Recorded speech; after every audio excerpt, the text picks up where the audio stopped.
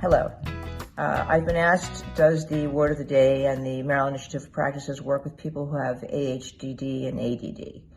There's a story about Maria Montessori, and one of her first classes back in the turn of the century Italy was of a bunch of children whose parents were illiterate and had no understanding of language or literature, and highly dysfunctional, of course, and very poor.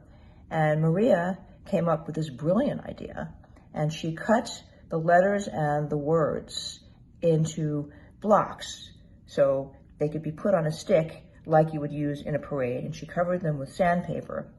And the little children would walk around like they were having a parade, and she would teach them to say A, B, C, D, E.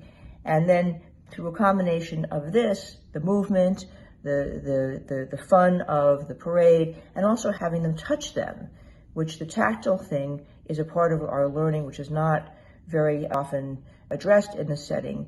She was able to get children who had no basis to understand language to read and write and do arithmetic in an absolutely record amount of time. You can go read about this in her books. I took this idea, and that's a lot of why there's a somatic element in my works, because I discovered that when I was little, I was so anxious, I couldn't hear anything. You'd say something to me, and I would just sound like gobbledygook.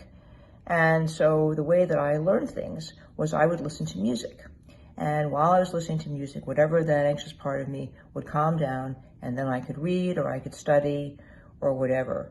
I'm not answering the question directly. What I'm saying is that a lot of the things that we're quick to label and medicate may or may not be what they seem to be, and that it may be too simplistic an explanation. And I don't think that necessarily medicating people for something that may be in part a natural reaction to being highly active is the right solution.